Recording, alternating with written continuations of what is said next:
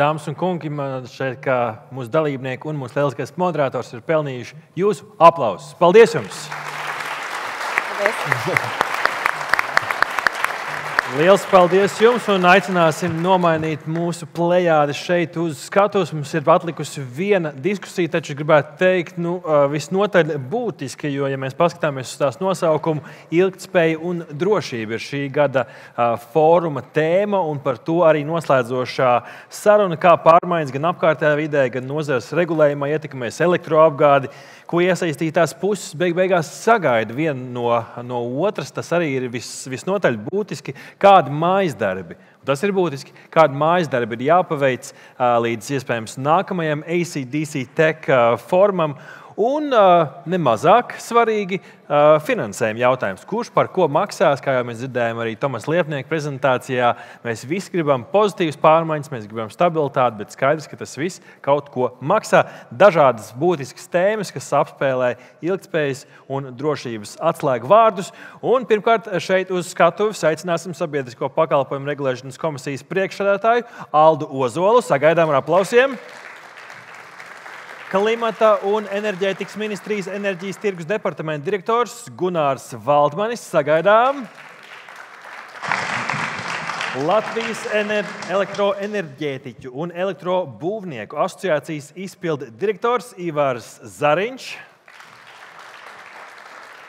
Sadales tīkla valdes locekle un finanšu direktore Kristīne Sarkane. Sagaidām. Un šī diskusijas moderators, sadales tīkla regulācijas un atbalsta direktors Dzintārs Kauliņš. Lai vērtīgas sarunas, lūdzu. Paldies. Labdien. Ilgtspēja un drošība. Šie ir diezgan abstrakti un tādi subjektīvi jēdzieni. Ja mēs skatāmies no ikdienas lietotāju prizmas, par elektrību tie ir nebūtiski, jo pārsvarā gadījumu lietotāji domā tādā sekundžu līmenī. Man vajag ieslēgt gaismu, es nospiežu slēdzi, vai man vajag uzlādēt telefonu, es meklēju, kur ir tuvākā rozete. Akadēmiķiem šādi jēdzieni šķiet aizraujoši, jo tur var izvērsties, tur var strīdēties, tur var mērīt, tur var dot prognozes. Protams, kad arī tas paliek tādā akadēmiskā līmenī ar ļoti mazu tādu ikdienas pievienoto vērtību. Savukārt, sadales tīklā, enerģētiķu ikdienā šie jēdzieni ir ārkārtīgi būtiski, jo tie mums visu laiku ir prātā, tie ir tie, kas nosaka, vai mūsu rīcība ir saprātīga. Vai mēs ar šodienas rīcību, būvējot savu tīklu, šodien vīri arī ārā, pat par spīti tam, ka no rīta līst lietus, būvē jaunu tīklu, atjauno to un uztur. Un to, ko viņš šodien uzstādīs, tas tur paliks vēl nākamos 30 vai 50 gadus. Tas nozīmē, ka tam tīkla elementam viņam ir jābūt tādam, kas atbildīs arī tām nākotnes vajadzībām. Un tad, ja mēs domājam par ilgtspēju un drošību nākotnes perspektīvā, tad ir grūti atrast tādu viennozīmīgu atbildi. Neviena vienīga pareiza atbilde nepastāv. Nav tādas atbildes, ko mēs spētu aiziet un izmērīt. Un tad ir jautājums, kā mēs spējam nonākt pie tāda konsensusa, kā būtu saprātīgi rīkoties. Kas ir tas, ko mēs piedāvājam, ko no mums sagaida? Un labs veids, kā atbildēt uz šādiem jautājumiem, ir ekspertu diskusijas, dažādi pretēji viedokļi. Un tāpēc tad, attiecīgi arī šodienas panelī mums ir tik dažādi šie redzējumi no politikas veidotājiem, kas redz ļoti plaši, no regulātora, kas ļoti skrupulozi skatās uz sistēmas operatoru rīcību un kurš aizstāv lietotāju intereses, no sektora pārstāvji, kuri attiecīgi spēj pateikt, kas īstenībā realitātē notiekās, un tad galā mēs paši no sadales tīkla par to, kāda tad ir tā mūsu redzējums un kā tas saskan kopā ar šo plašo skatījumu. Ilgtspēja un drošība elektroapgādē no sadales tīklas perspektīva ir absolūta ikdiena, absolūta tāds pamat elements katrā ikdienas lēmumā. Un tad, lai mēs varam tikt uz priekšu, pirmais jautājums pēc būtības ir tāds, kas tad ārā īsti mainās? Kas tad ir tas, kas mainīsies pēc gada, pēc 5 gadiem, pēc 10 un 20 gadiem? Kas ir tie ārējie faktori, kuri ietekmēs drošumu, drošību un ilgtspēju? Gunār, es došu tev pirmajam vārdu no ministrijas puses. iedot tādu plašāko skatījumu. Jā, manuprāt, ja mēs runājam vispār par to, kas mainās šajos ārējos faktoros, tad patiesībā jau ļoti daudz iepriekšējās diskusijās ir par industrijas tendencēm runāts. Tātad sektori, kuros ir paredzams šīs pieprasījuma kāpums, attiecīgi arī tehnoloģiskie procesi, kuru skaits palielinās un kuri ir tieši atkarīgi no elektrifikācijas un arī šīs drošības. Un pretī mēs varam likt arī, protams, ekonomiskos apsvērumus. Proti, palielinot drošību, ir jārēķinās tomēr vienlaikus, ka katrs nākamais solis, līdzīgi kā energoefektivitāte, katrs nākamais drošības procents mums tomēr arī bieži vien maksā aizvien dārgāk.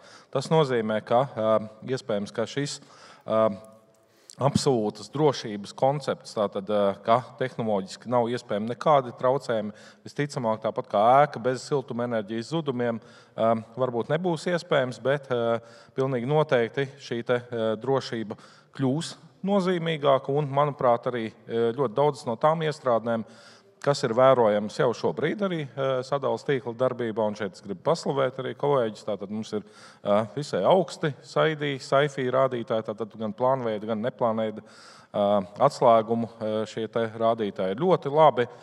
Līdz ar to kopumā mēs gribētu primāri kā drošības jautājumu prioritizēt tieši ilgspējīgu finansējumu tīkla darbības nodrošināšanai, kas nozīmē tātad ilgspējīgs tarifs, tāds, kas stimulē attiecīgi tīkla izmantošanas efektivitāti pirmkārt. Un šeit es domāju, ka tas, ko mums minēja industriju pārstāvji, tas ir iepriecinoši, jo tieši, protams, efektīvi noslogot infrastruktūru ir vieglāk finansēt, attiecīgi to ir vieglāk padarīt arī drošu. Tas būtu viens no šiem apsvērumiem. Ja mēs raugamies uz citiem apsvērumiem, tad, protams, ir jārēķinās arī ar to, ka mainīsies šis plūsmu veids, kā jau arī mēs noteikti esam tieši un netieši identificējuši. Tātad šis robežas starp lietotāju un ražotāju kļūst izplūdušākas, jo mums ir arī aktīvie lietotāji, un būs ļoti interesanti redzēt, kā, piemēram, cik sekmīgi strādās, piemēram, jaunā neto norēķinu sistēma. Un tieši tuvākajos gados es sagaidu augļus tātad no tā, cik arī lietotājs spēs pielāgoties faktiski notiekošiem elektroenerģijas tirgu, un arī attiecīgi, cik būs gatavs atvēlēt infrastruktūras ilgspējīgai uzturēšanai.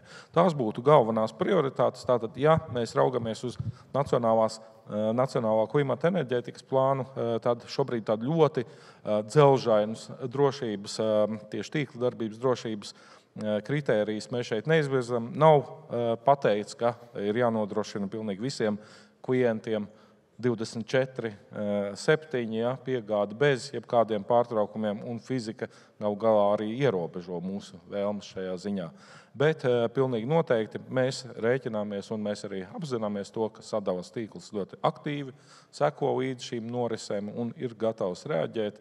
Tātad mēs sagaidām nākotnē, ka tomēr šī tendence joprojām būs pozitīva, bet tā dinamika iespējams būs lēnāka nekā to mēs esam vērojuši iepriekšējos gados. Labi, tātad es saklausīju, ka lietotāja rīcība pēc būtības mainīsies dažādos virzienos, gaidas pieaugs. Tas, kas tiek uzskatīts par normālu elektroapgādi, mēs jau ātri pierodam pie tā, kas ir labs. Un savukārt no ministrijas es sadzirdu, ka efektīvs tīkls ir virziens, uz kurieni strādāt un bez pārmērībām. Proti, nemēģinām tagad aiziet uz utopisku tīklu 24/7, 365, viss kabelizēts zem zemes plus vēlreiz 2. Tātad tādā nemaz neskatāmies, skatāmies uz to, lai tās izmaksas būtu paceļams. Un te savukārt, Alde, to varētu tad varbūt paturpināt. Kā tavuprāt izskatās šie, kas ir tie ārēji aspekti, kas varētu ietekmēties, un arī galu galā, ko tas nozīmē no tarifa prizmas varbūt? Jā, paldies par jautājumu. Un atgriežoties pie uzstādījuma par to, kas tad notiek ārā, šodien jau gana labi dzirdējām no rīta par to, ka klimata pārmaiņas notiek.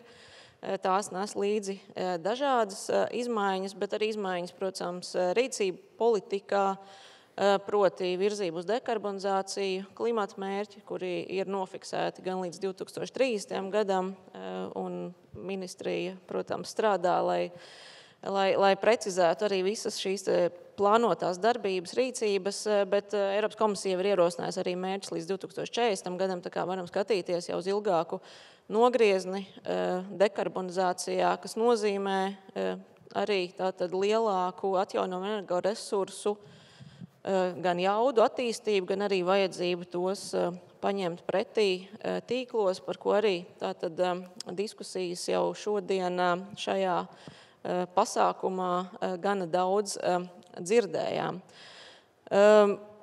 Te nonākam varbūt pie regulātora lomas. Arī regulātora vārds šodien tika locīts tiesa gan citā kontekstā, bet man atmiņā palika šī tēze par to, kā tad vispār ir regulātora loma. Tur gan bija varbūt finanšu konteksts, bet es domāju, to mierīgi varam pārnest arī uz enerģētiku. Viens ir nedarīt neko, skatīties, kas tad tur notiek un lai paši tiek galā. Otrs tika pieminēts aizliegt kaut ko, un trešais ir būt par veicinātāju vai radīt apstākļus un palīdzēt lietām notikt. Un tieši tādu arī mēs savu kā regulātora lomu enerģētikā saskatām, ka mums ir jāpalīdz procesiem notikt, kuriem ir potenciāls. Un to arī centīsimies darīt. Es domāju, šīs dienas memorands parakstītais par siltumapgādes elektrifikāciju un attīstību šai virzienā arī ir viens no apliecinājumiem par regulātoru gatavību to darīt.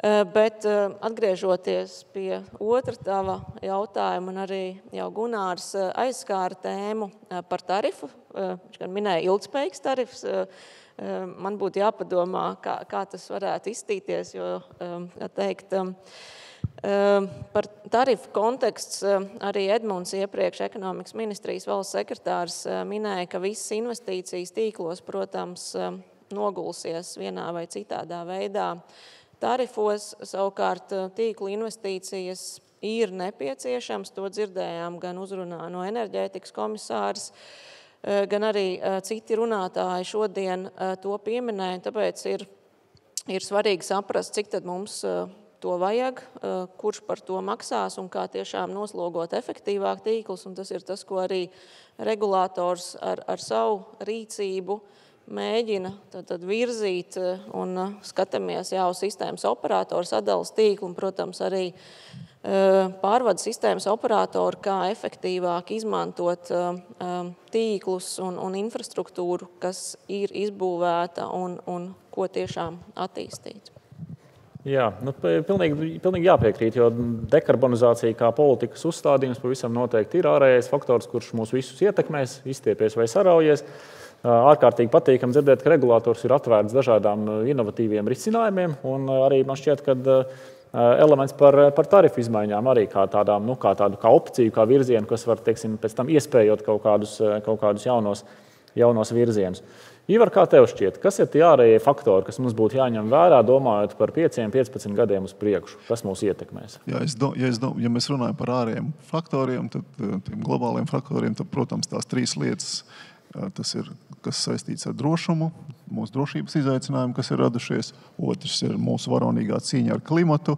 Un trešais jāņem vērā arī tas, ka pasaule pāriet uz jauniem tehnoloģiskiem pamatiem. Un tas arī, domāju, viens liels izaicinājums, proti tieši, ja mēs skatāmies attiecībā uz mūsu enerģētikas nozari, tad tā ir, protams, elektrifikācija, viss, kas saistīts būs ar tālāko digitalizāciju, mākslīgais intelekts.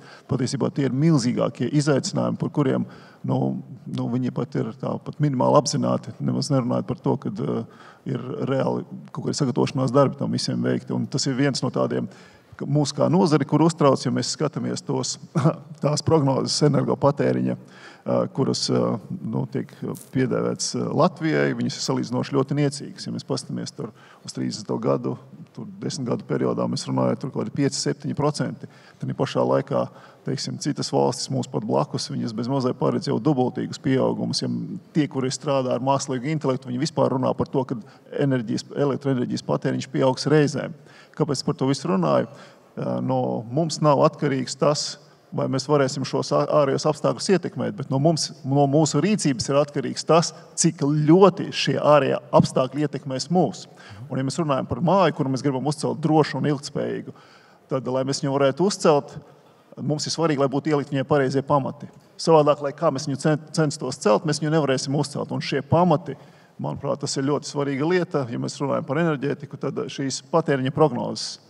Jo enerģētika nav nozare pati par sevi. Tā ir nozare, lai nodrošinātu visai pārējai tautsaimniecībai, Latvijas sabiedrībai nepieciešamo pakalpojumu vajadzīgā apjomā, vajadzīgā kvalitātē.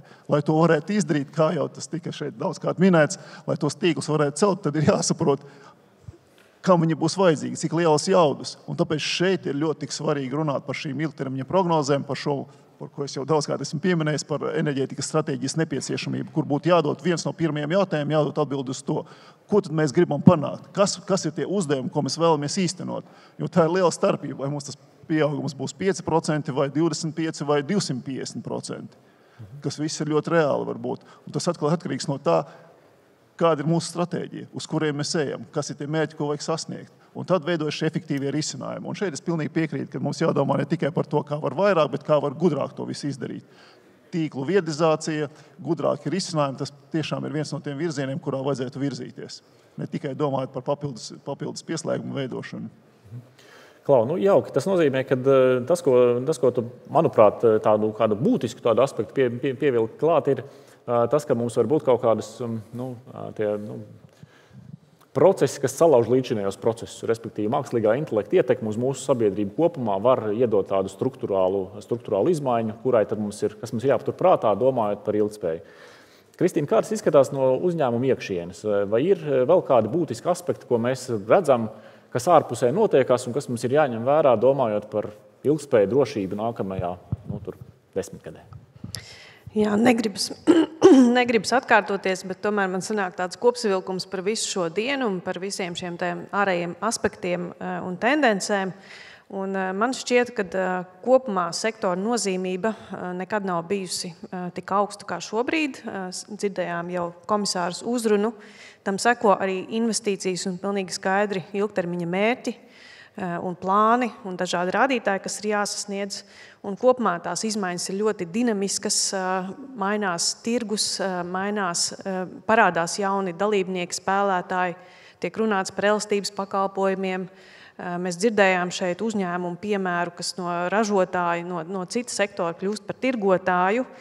Tātad attīstās dažādi jauni pakalpojumi, tāpat arī tehnoloģijas un inovācijas. Mēs ļoti saugam ar IT tehnoloģijām, mākslīgais intelekts sāk pārvaldīt un vadīt mūsu ikdienas procesus un darbības.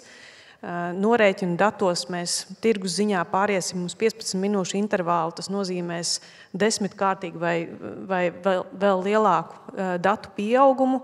Un tātad šī datu pārvaldība un lēmumu pieņemšana, kas ir balstīta uz mākslīgo intelektu, noteikti būs aktualitāte. Visbeidzot, patērētāju vajadzības. Mēs dzirdējām, ka ir vairāki sektori, kur šobrīd prioritāri domā par elektrifikāciju. Tas ir transporta sektors, tas ir siltumapgādes sektors, bet arī pieminētais IT sektors citās valstīs. Tātad viss šis mainās ļoti dinamiski strauji un rezultējās, es ceru, ka rezultēsies jau tuvākajā laikā ar būtisku patēriņu pieaugumu, un tā būs liels slodze tīklam un infrastruktūrai, un mums ir jābūt spējīgiem ātrā laikā, elastīgi būt gataviem, izmantojot šīs viedās sistēmas un digitālos risinājumus, to visu vadīt, pārvaldīt un turpināt nodrošināt ilgtspējīgu attīstību, turpināt nodrošināt drošu tīkla darbību un pakalpojumu ikvienam, gan mājsaimniecībai, gan uzņēmumam. Pāri šim visam bez tā regulatīvā ietvera es vēl atzīmētu ilgtspējas perspektīvu tādā varbūt regulējuma formā. Šobrīd stājas spēkā ilgtspējas direktīvas prasības, un tas attiecās ne tikai uz enerģētikas, bet uz visiem sektoriem, uz visiem lieliem jau šobrīd uzņēmumiem. Tātad mūsu darbība būs daudz caurspīdīgāka. Mēs ziņosim gan par governance, tas ir par pārvaldības jautājumiem, par sociālajiem aspektiem, par lēmumu pieņemšanas aspektiem, arī par piegādes ķēdēm, kuras būs gan jānodrošina uzticamas, gan arī jāspēj par tām atskaitīties un pastāstīt.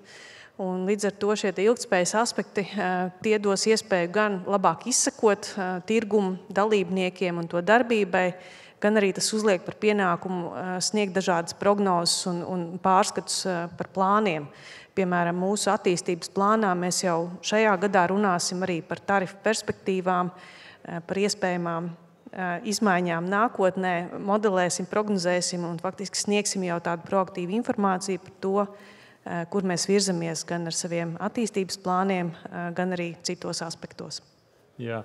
Pavisam noteikti ilgtspēja un drošums ir arī process, kas notiekās iekšēji, bet, tātad atzīmējam pietiekami daudz dažādus tos ārējos faktorus. Vairāk mums no tiem jau tika šodien pieminēti iepriekšējās diskusijās, šeit parādās vēl kaut kādi vairāki griezumi.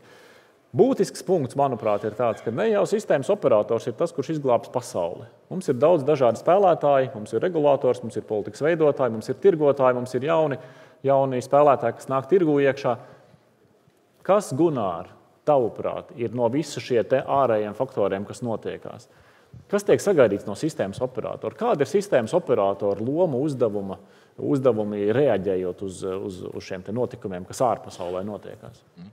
Manuprāt, viena no tām centrālajām lomām, kas nākotnē būtu saredzama, ir tas, ka tiešām būtu tādai kā platformai, vidutājiem starp daudziem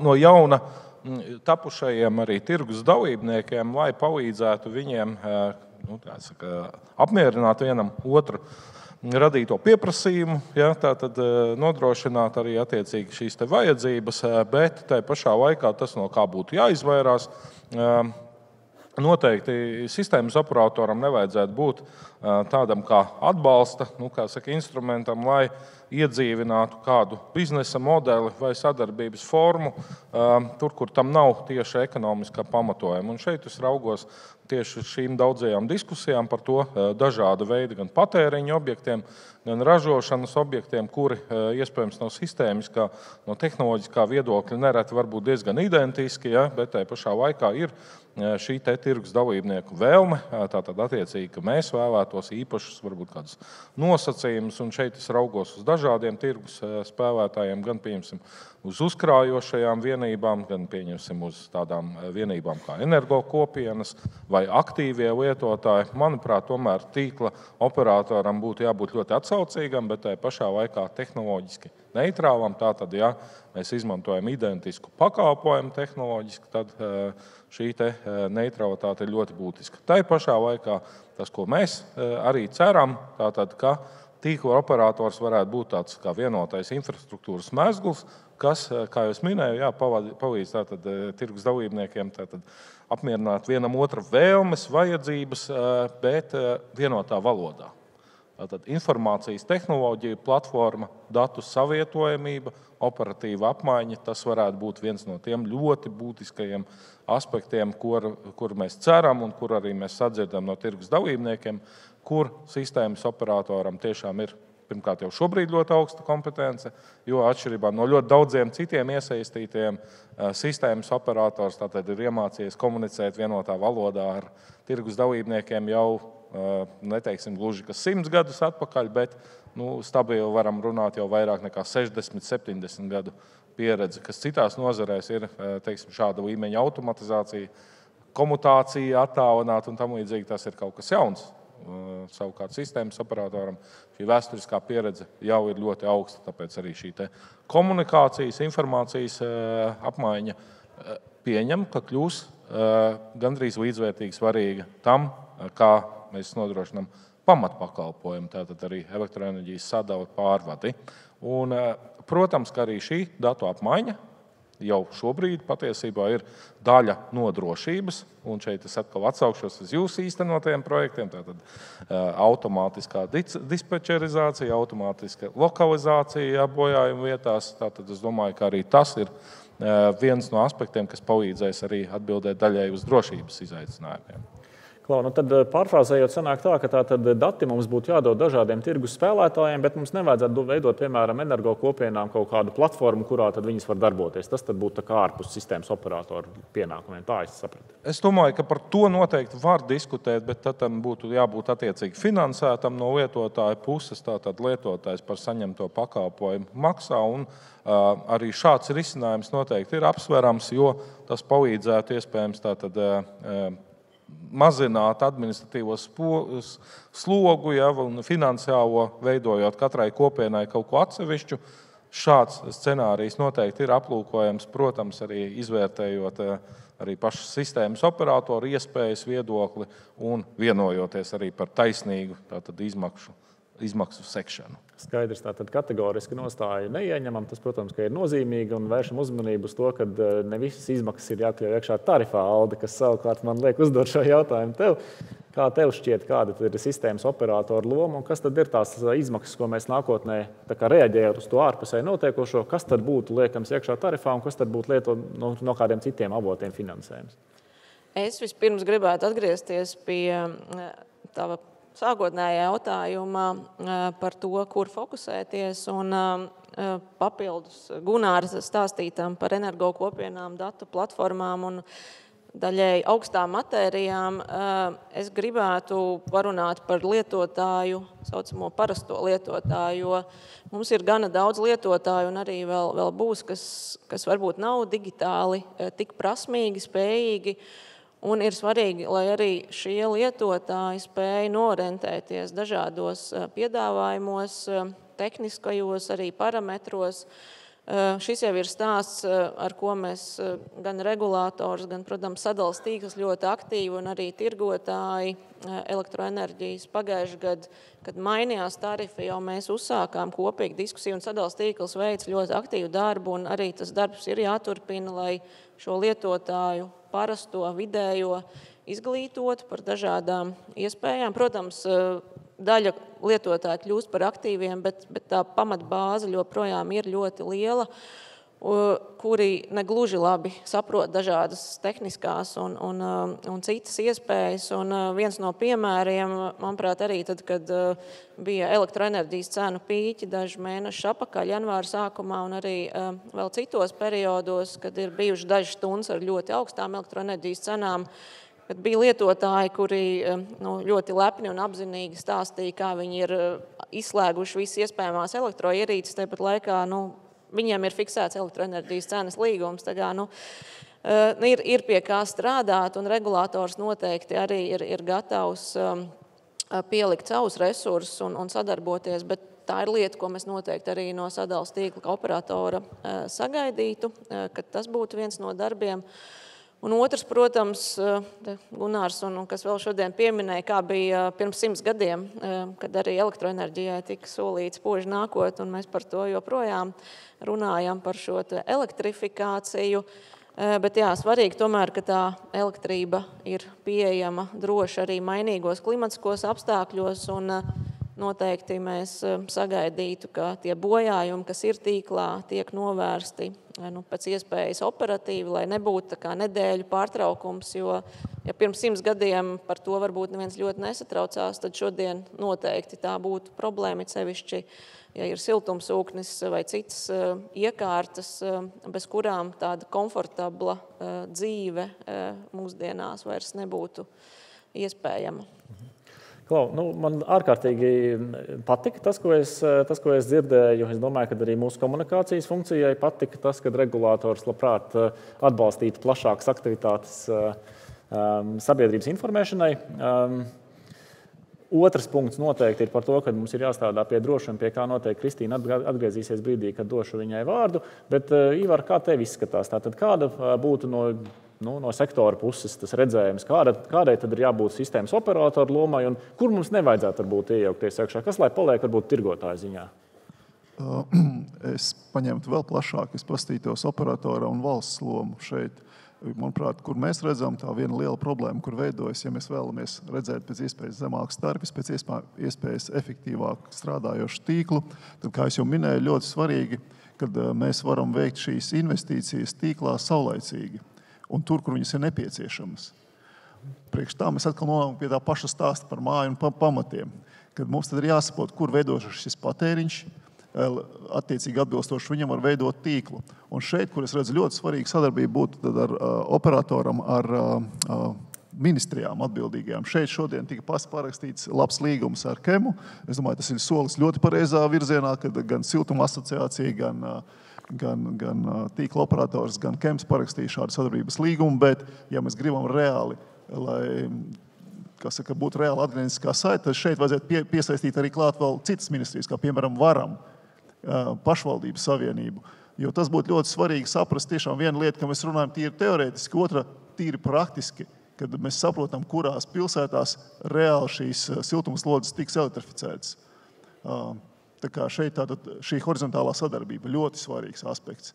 Un šeit, es domāju, tad arī operatoram no savas puses nevajadzētu baidīties nākt ar šīm iniciatīvām, teikt, kas ir nepieciešams no valsts pārvaldes puses. Un šeit mēs arī kā asociācija esam gatavi tenī iesaistīties. Mēs labi apzināmies, cik tas liels izaicinājums. Un nākošais izaicinājums, kur atkal vajadzētu operatoram krietni, paust savu trauksmi un nebaidīties to darīt. Un šeit no valsts pārvaldes institūciju pusēm iesaistīties, tas ir par finansējumu, kas ir pieejams no Eiropas. Tātad šī ir sarežģīta gara procedūra, kur ir jāiziet, lai tad, kad mēs zinām, ka mums būs tādā vietā konkrēti investīciju projekti jāveic, lai mēs varētu saulēcīgi viņam piesaistīt šo finansējumu. Bet, ja valsts pārvaldē ministrijas nav spējīgas uztaisīt atbilstošos kabineta noteikumus saulēcīgi, un pēc tam tiek paziņots, ka jums tur 2 gadu laikā ir šī nauda jāapgūst, kad reāli tev vēl pat projekts no sākuma ir jāuztais, ja? Tad ir skaidrs, ka būs atkal šis leģendārais teiciens par to, ka naudas bija tik daudz, cik nekad nav bijis, un viņi tur arī paliek. Un es redzu, ka tas ir tāds, ja mēs runājam par šo tādas sadarbības veidošanu, kur būtu ļoti svarīgi, lai mēs varētu nodrošināt operatora efektīvu darbību, tad padomāt par šo horizontālo sadarbību šādā līmenī. Jā, tātad atbilde pēc būtības ir iniciatīva no sistēmas operatora ir atbalstāma lieta un mēģināt pietiekami plašu loku iesaistīt iekšā. Un saulaicīgi palīdzēt saprast, politikas veidotājiem, kur ir izaicinājumi, kurus tīri praktiski, lai viņus īstenotu, kādi lēmumi ir nepieciešami no viņu puses. Jo ļoti bieži viņam liekas, kas tur, kādas problēmas? Mums vēl tur palicis, mēs tos noteikumus sagatavosim, jūs tur 2 gadi, vai jūs nepagūsiet apgūt to naudu. Jā, vai ne? Ko tad 2 gados Kristīna var izdarīt? Izstāsti no tā, ko tu dzirdēji, ko teica iepriekšējie runātāji. Kā tas saskan ar to, ko mēs uzņēmā iekšēji darām? Jā, sadals operatoru loma, protams, ir būtiska un arī pieaug šajā visā sistēmā. Un pirmkārt, es teiktu, ka neviens nav atcēlis mūsu ikdienas darbu un mūsu fokusu uz efektivitāti, uz ikdienas procesiem, uz bojājumu novēršanu, uz tīkla efektīvu darbināšanu.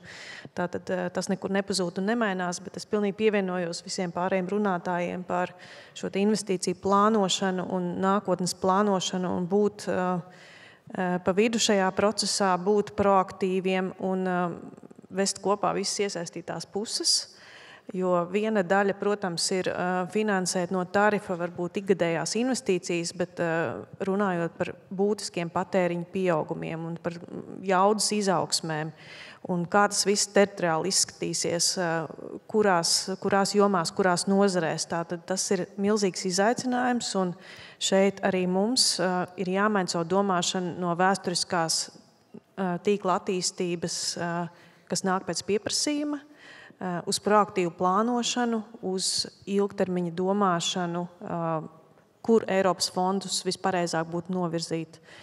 Pareizi pieminēts sadarbībā ar reģionālo attīstību, kurās pašvaldībās, kuros sektoros, kura būs tā pirmā pašvaldība, kura tagad būvēs siltuma apgādes sistēmu, daudz dzīvokļu mājām, piemēram, tikai uz elektrības risinājumiem.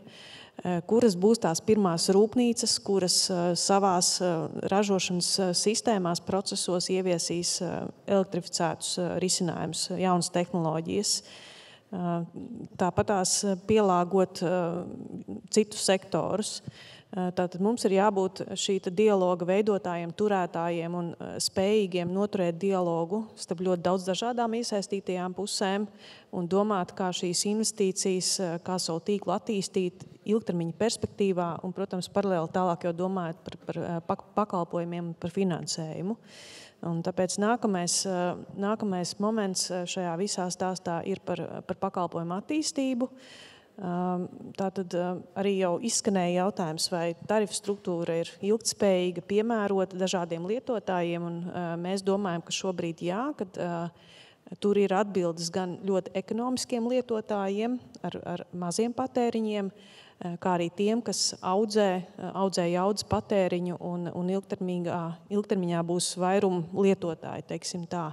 Bet paralēli, protams, kad dienas kārtībā ir jautājums par baterijām, kas šis ir par elementu, par citiem jauniem sistēmas dalībniekiem, iespējams par kaut kādiem elastības risinājumiem, par pīķes lodzēm, par kaut kādiem tarifu plāniem, kas ir piemēroti konkrētiem momentiem, lai atslogotu tīklu vai stimulētu tirgu šajā situācijā. Tā kā mēs redzam, ka mūsu loma ir diezgan būtiska visā šajā dialogā un proaktīvi par to domājam un, protams, neaizmirstam arī par komunikāciju, kas kļūst ar vien daudzšķautņākā.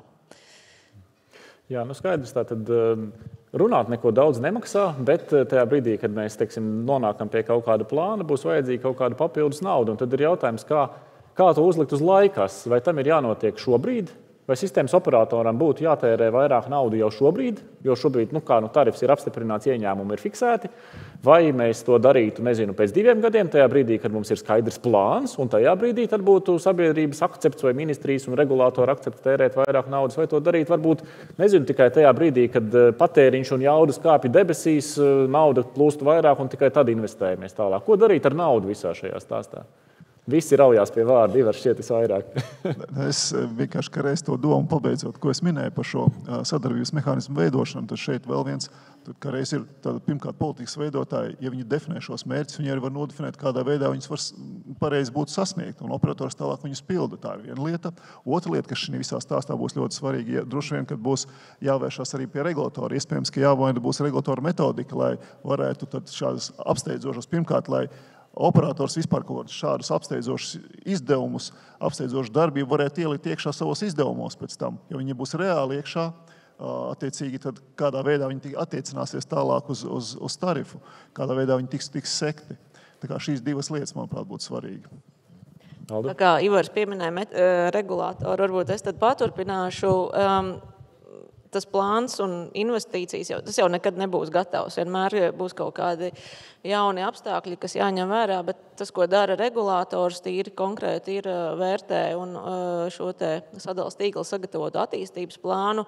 Un mēs, protams, skatāmies, kāds iet kopā ar tām rīcību politikām, kas ir un plānošanas dokumentiem, kas ir Latvijā stiprināti arī kaut kādām prognozēm, kuras ir ticamas. Noteikti nevar veidoties situācija, ka pie mums atnāk sadales tīkls un teikt, reku, mēs te investēsim lielas jaudas, būvēsim vairākas apakšstacijas, jo mums šķiet, ka tur pēc 5 gadiem būs milzīgs patēriņš un visi tagad elektrificēsies. Un, ja tur nebūs apakšā jau konkrēti tādi saprotami, ticami rezultāti, kas var mūs pārliecināt, skaidrs, ka mēs būsim ļoti atturīgi pret šādu investīciju iekļaušanu plānā, jo saprotams, ka tas nogulsies tarifā un beigās par to būs jāmaksā visiem. Tā kā attiecībā uz to mēs noteikti saglabājam tādu konservatīvu, pragmatisku pieeju, bet esam atvērti. Arī Kristīna teica, jā, tas ir dialoga jautājums, kā skatāmies līdz laikam, skaidrs, ka tie procesi evolucionē, jauni biznesa modeļi un lietas iet uz priekšu un skatāmies šajā elektrifikācijas virzienā. Gunār, kāds skaties no ministrijas perspektīvas? Lūk, sadales tīkls aiziet pie regulātora. Regulators joprojām ir atturīgs, aizstāvot sabiedrības intereses vai lietotāja intereses. Ko saka ministrija tajā brīdī? Tomēr kopumā jāsaka, gan Eiropas Savienības plānošanas dokumenti, gan arī mūsu nacionālais un klimata enerģētikas plāns tomēr norāda, ka gal galā arī šim te investīcijām ir jābūt ekonomiski pamatotam. Tātad attiecīgi, ja sistēmas operators nāk ar pamatotu, kā jau arī minēja Alda, jā, tad ar jau faktos pamatotu pieprasījumu pēc papildus finansējuma. Tātad es uzskatu, ka tomēr uz to ir jāatsaucās. Un šeit es mazliet gribētu paiet atpakaļ arī tas, ko mēs minējām par Eiropas Savienības finansējumu. Tomēr uz to nevajadzētu paļauties kā uz tādu ļoti būtisku bāzes avotu un ir jārēķinās, ka Eiropas Savienība pamatot arī piešķirot šādu finansējumu izvirza arī papildus nosacījumus, kuri nevienmēr ir raksturīgi varbūt mūsu ikdienas plānošanas ciklam. Tieši tas arī varbūt ir tas iemesls, kāpēc var tikt kritizēt dažu dokumentu tapšanas gaita, ātrums, jā, bet tai pašā laikā jārēķinās, ka šie dokumenti bieži vien ir jāskaņo arī un tātad jau vairs ne Latvijas līmenī, bet jau Eiropas Savienības līmenī. Tomēr ilgtermiņā mums ir būtiski apzināties, ka pamata finansētājs ir sistēmas lietotājs tiešais. Tātad, un šeit mums īpaši daudz manevra iespēju nebūs. Kopumā es domāju, ka šobrīd dinamika pieprasa to, ka mums ir jāspēj iespējams jau plānot ilgtermiņā arī un godīgi atklāt sabiedrībai arī to, ka tarifu kāpums, tātad kopējā, ja mēs raugamies uz kopējo tarifu bāzi, ja, gada ieņēmumu apjomu, no kura tiek finansēts, ka viņai ilgtermiņā tomēr būtu jākāpj, jo, ja mēs paskatāmies uz periodu pirms šī tarifu iepriekšējā gada, tad mēs aptuveni 7 gadus dzīvojām ar visai stabilu budžetu, 300 aptuveni miljoni gadā, bet ir jāatzīst godīgi, vai tas ir ilgspējīgi, un varbūt tomēr ir godīgi arī jāatzīst sabiedrībai, ka tāpat kā līdzīgi mums kāpj algas, cilvēka darbs nekļūst lētāks, nekļūst lētāk arī būvmateriāli, atkal šo iemeslu dēļ. Tad mums ir godīgi jāatzīst, ka arī šai te tarifu bāzei, tātad ieņēmumu apjomam, ir jāseko arī kopējām ekonomikas tendencēm. Pretējā gadījumā mums vienkārši pietrūks līdzekļu. Tātad zināmā mērā šāda te kāpuma prognoze atklātā dialogā un šeit iesaistoties visām pusēm jau būtu jāpasaka skaidri. Šie tarifi, tātad viss kopējais tarifu sloks, tas nekļūs zemāks tomēr. Nekļūs zemāks. Pavisam ātri, jā, tarifu kāpums, tā ir arī maksa par drošību. Tas mums arī ir jāsaprot, gan kā drošība, arī atjaunumu energoresursu īpatsvaru palielināšana Latvijas energoresursu bilancē. Tā ir arī daļa no drošības, arī visas IT lietas. Bet labā ziņa, Sants Jansons mums pirms brīža solīja lētu elektrību no saules, tā kā tas varētu kaut kā izlīdzināt to kopējo maksu. Jā, paldies. Ilgtspējīga un droša elektroapgāde. Ārkārtīgi sarežģīti koncepti, kā dzirdat no šīs mazā ekrāna šāviņa par to, kā dažādi iesaistītie eksperti vērtē šos jautājumus. Lozungos pateikt, ka vajag būt ilgtspējīgiem un drošiem ir ārkārtīgi viegli, taču tajā brīdī, kad mēs nonākam pie ikdienas investīciju vērtējumu, mēs saprotam, ka tas ir patiesībā ārkārtīgi sarežģīti. Jo jautājums ir par pamatotību, jautājums ir par plāniem, jautājums ir par stratēģijām, jautājums ir par to, ko dara lietotāji. Tas viss ir jāliek kopā. Viena atziņa pavisam noteikti ir tā, ko mēs varam visi noteikti vienoties, ka jāturpina runāt. Sistēmas operatoram ir jābūt ar iniciatīvu risinot šos jautājumus, jo gal galā mēs jau būsim tie, kurš pēc tam vērtēs, vai mēs esam nodrošinājuši ilgtspējīgu un drošu elektroapgādi. Paldies! Burvīgs kopsavilkums. Liels paldies moderātājam Zintaram Kaulaņam, aplausus visiem paneļdiskusijas dalībniekiem. Malači! Ļoti labi!